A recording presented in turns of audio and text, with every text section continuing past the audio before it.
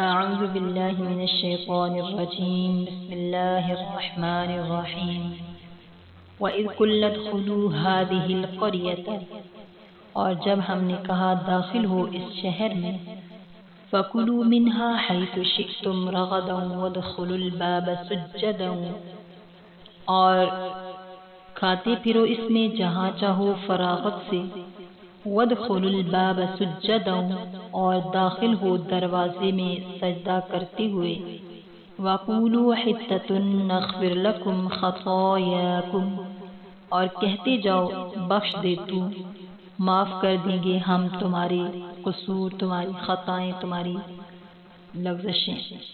وَسَنَزِيدُ الْمُحْسِنِينَ اور زائدہ بھی ہم دیں گے نیکی کرنے والوں کو، یعنی جب تم ایسا کرو گے تو ہم جو ہے تمہارے اعمال کو تمہاری نیکیوں کو مزید اور زیادہ بڑھا دیں گے اور پچھلی خطائیں سب کے ساتھ معاف کر دیں گے۔ سورہ بقرہ کی آیت نمبر 58 کا ترجمہ کیا گیا۔ تفسیر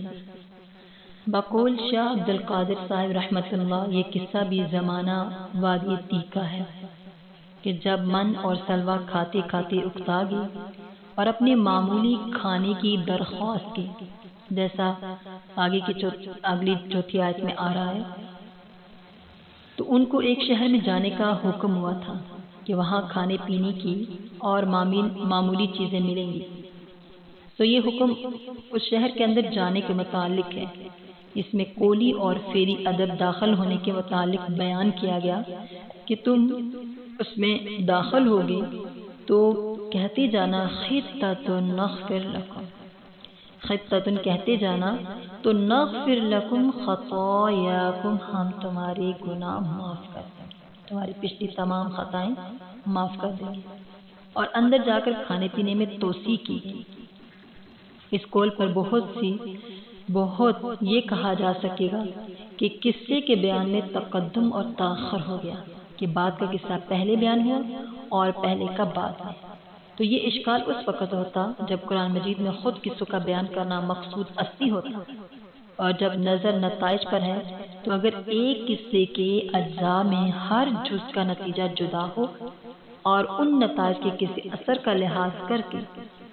جز مقدم کو مؤخر اور جز مؤخر کو مقدم کر دیا جائے،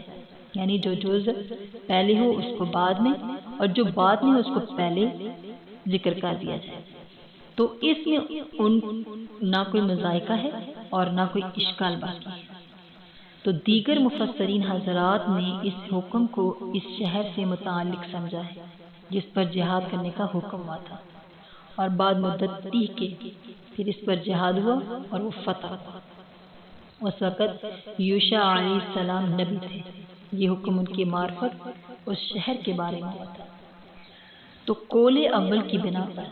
پچھلے خطاؤں میں وہ درخواست بھی داخل کر لینا مناسب ہے جو من اور سلوہ چھوڑ کر معمولی کھانوں کے متعلق کی گئی تھی۔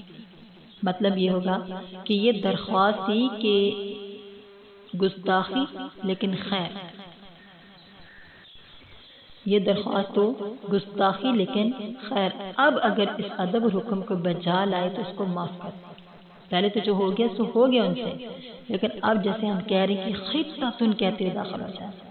تو نغفر لکم خطایاکم، اللہ نے فرمایا ہم تمہاری خطاؤں کو پچھلی جو خطائیں معاف کر دیں۔ اور ہر قول پر یہ معنی تو سب کرنے والوں کے لیے عام ہوگی۔ اور جو اخلاص سے اعمال صالحہ کریں گے ان کا انعام اس کے علاوہ ہے، یعنی جو نیکیاں تم کرو گے تو اس کا بدل ہم اس سے بھی زیادہ دیں گے جو تم نے کیا ہے۔ تو اللہ سے دعا ہے کہ اللہ پاک ہمیں اس پر عمل کی توفیق عطا فرمائے اور اس کو صحیح سمجھ کر پڑھنے کی اور اپنی زندگیوں میں لانے کی توفیق عطا فرمائے۔ وآخر دعوانا ان الحمد للہ رب العالمین، آمین۔